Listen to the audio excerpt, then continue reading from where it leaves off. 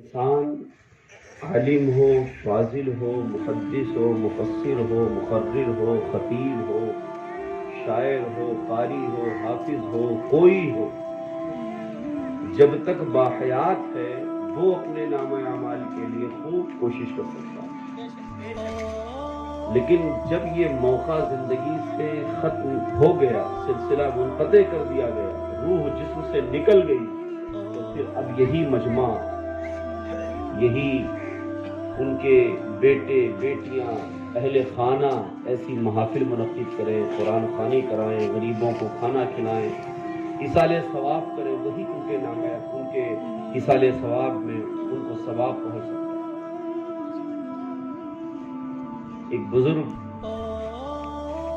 کو لوگوں نے دیکھا کہ بازار میں چیخ رہے ہیں، چلا رہے ہیں۔ کسی نے پوچھا کہ بابا کیا کرتے ہو؟ بڑی دھوپ ہے، لوگ بازاروں میں اپنی اپنی دکانوں میں مصروفیات میں مست ہیں، تم کس سے بات کر رہے ہو؟ کہا میں بندوں کی رب سے صلح کرانا چاہتا ہوں، میں بندوں کی رب سے صلح کرانا چاہتا ہوں، رب تو تیار ہے، بندے نہیں تیار۔ بات سمجھ میں نہیں آئی، لوگوں نے سوچا کہ کوئی مجذوب ہے، دیوانے ہیں، کس کیفیت میں ہیں، بس یہ کہہ کے وہ ہٹ گئے کہ میں تو رب اور بندوں کے بیچ صلح کرانا چاہتا ہوں، رب تیار ہے لیکن بندے تیار نہیں۔ زمانے کے بعد کچھ مہینے کے بعد اسی فقیر کو، اسی بزرگ کو قبرستان میں دیکھا گیا، وہاں چیخ چلا رہے ہیں، رو رہے ہیں، گریہ زاریاں کر رہے ہیں۔ لوگوں نے دیکھا کہ بابا اب یہاں کیا کر رہے ہو؟ کہا بندے کی رب سے صلح کرانا چاہتا ہوں، آج بندہ تو تیار ہے لیکن رب تیار نہیں۔ آج رب نہیں تیار ہے، بندہ تیار ہے مگر رب نہیں تیار ہے۔ زندگی رہتے ہوئے پیاروں، اللہ نے ہمیں قیمتی مواقع عطا فرمائے۔ وہ اتنا کریم خالق ہے، وہ اتنا رحیم مالک ہے، وہ قدم قدم پہ ہماری بخششوں کے لیے بہانے لگا رہا ہے۔ لیکن اے انسان، اے مسلمان، تم آج اپنے گھر کے روغن اور روشن اور پینٹنگ اور روشنی اور فرنیچر اور بناوٹ اور سنگار کے چکر میں، اپنے بچوں کو تعلیم دینے کے چکر میں، اپنی بیوی کو اچھی سہولت، اپنے ماں باپ کی خدمت، اپنے گھر، اپنی عزت، دنیاوی شہرت کے لیے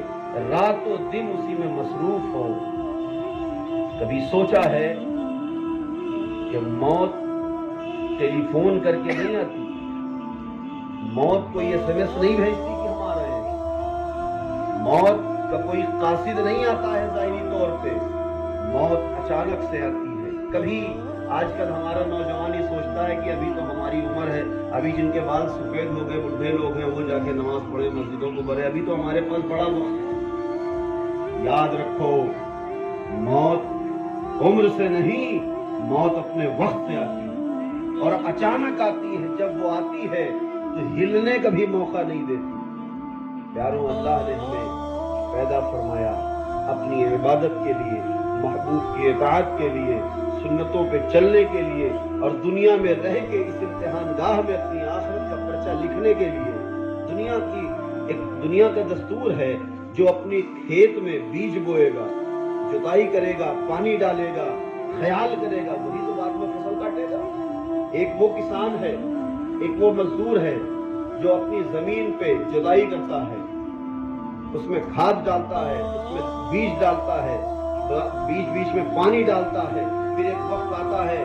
کہ وہ سینہ تان کے اپنی فصل کے پاس کھڑا ہو کے کہ مالک میری محنت کا تو نے پھل دیا کہ آج میری فصل لہرا رہی۔ اور وہ شخص جس کے پاس زمینیں ہوں لیکن بنجر پڑی ہو وہ زمین، وہاں پر نہ کوئی جتائی کر رہا ہو، نہ بوائی کر رہا ہو، نہ وہاں کھاد ڈالی جا رہی ہو، تو پھر فصل نکلے گی؟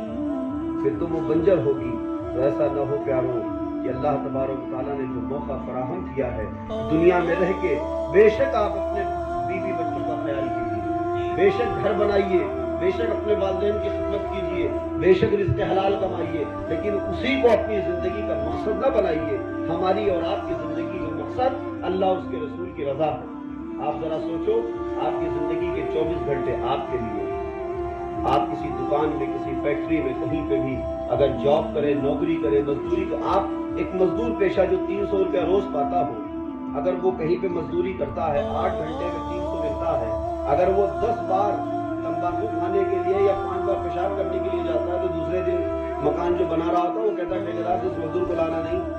300 روپیہ ہمارا فالتو نہیں ہے کہ جو ہم اسے بار بار تمباکو کھانا اور پیشاب کرنے کے لیے اور کھانا کھانے کے لیے بھیجے۔ تو جب معمولی اقتدار والا 300 روپیہ بغیر تمہارے کام کے دینا پسند نہیں کرتا، ایک دکان میں اگر آپ نوکری کریے اور نوکری کی تنخواہ آپ کی 5000 مہینہ ہو، 15 دن آپ غائب رہیے نوکری سے، تو وہ چھوٹی سی دکان کا مالک آپ کو دکان سے نکال کے باہر کر دے گا کہ ایسے ہمیں کارکنندگان کی ضرورت نہیں ہے جو ڈیوٹی ہی نہ کرے۔ لیکن ناز کرو اپنے خالق پر، اپنے مالک پر، اپنے مولا پر کہ جس نے تمہیں پیدا کیا، جس نے تمہیں اشرف المخلوقات میں پیدا کیا، اگر وہ تمہیں بیل اور بھینس بنا دیتا، تمہیں کتا بلی بنا کے پیدا کر دیتا، کیا کر لیتے؟ مخلوق وہ بھی ہے، مخلوق ہم بھی ہیں، لیکن اللہ نے ہمیں سب سے اشرف مخلوق بنا کے پیدا کیا اور اس پہ بالائے کرم کی محبوب کی امت میں پیدا فرمایا۔ اور دوسری بات کہ اس نے ہمیں صحیح سلامت پیدا فرمایا، ہمیں ذہن دیا تاکہ ہم سوچ سکیں، ہمیں دل دیا تاکہ ہم اس دل میں اپنے محبوب کے عشق کی دھڑکنیں محسوس کر سکیں، اللہ نے ہمیں آنکھوں کی روشنی دی تاکہ ہم قرآن کی تلاوت کر سکیں، اپنے والدین کی زیارت کر سکیں، اپنے مرشد برحق کی زیارت کر سکیں، موقع لگے تو گنبد خضرا کی زیارت کریں، خانہ کعبہ کی زیارت کریں۔ کارو اس کے احسانات کا کوئی شمار نہیں ہے، اس کے کرم کی کوئی شمار نہیں کیا جا سکتا ہے۔ اتنا سب کچھ دینے کے بعد سارے اقتدار کا مالک، ساری کائنات العالم کا مالک وہ پروردگار ہمیں عزت سے سانسیں دے رہا ہے، عزت دے رہا ہے، گھر بار تجارت سب کچھ، لیکن ہم کیسے غافل ہو گئے کہ ہم 5 وقت مسجدوں میں اپنا وقت نہیں دے پا رہے، 5 وقت کے لیے ہم